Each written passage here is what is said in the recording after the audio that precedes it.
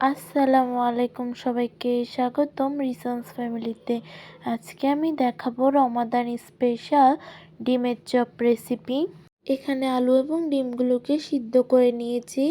আমি এখানে একটি ডিমকে 4টি টুকরো করে নিয়েছি। এখন আমি আলুগুলো ভালোভাবে ম্যাশ করে নিচ্ছি।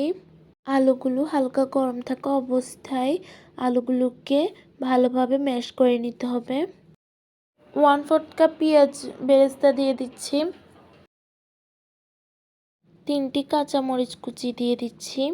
এখানে হাফ চামচ চাট মশলা, হাফ চামচ জিরার গুঁড়া এবং হাফ চামচ হলুদ গুঁড়া নিয়ে নিয়েছি। এখন এগুলো দিয়ে দিচ্ছি। হাফ চামচ রসুন বাটা, হাফ চামচ আদা বাটা, কিছু ধনিয়া কুচি, স্বাদ মতো লবণ দিয়ে দিচ্ছি। এখানে আমি 1 চামচ লবণ দিয়ে দিয়েছি। এখন সব কিছু একসঙ্গে ভালোভাবে মিক্স করে নিব। এখানে আমি হাতে অল্প পরিমাণে রান্নার তেল লাগিয়ে নিয়েছি। এখন আমি এগুলো তৈরি করে নিচ্ছি। আরেকটি তৈরি করে দেখাচ্ছি। এখন এখানে সবগুলো ডিমের চপ তৈরি করে নিয়েছি। এখন আমি এখানে 1/3 কাপ ময়দা নিয়ে নিয়েছি। হাফ চামচ লবণ দিয়ে দিচ্ছি। এখন এখানে অল্প অল্প করে পানি দিয়ে দিব। আমি এই ব্যাটারটিকে পাতলা করে তৈরি করব। ব্যাটারটি তৈরি করতে আমার 1/3 কাপ পানি লেগেছে। দেখুন ব্যাটারটি কতটা পাতলা হয়েছে।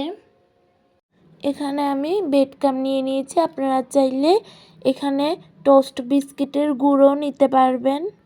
প্রথমেই আমি এই যে ডিমের চপটিকে ময়দার মিশ্রণটির সঙ্গে গড়িয়ে নিচ্ছি।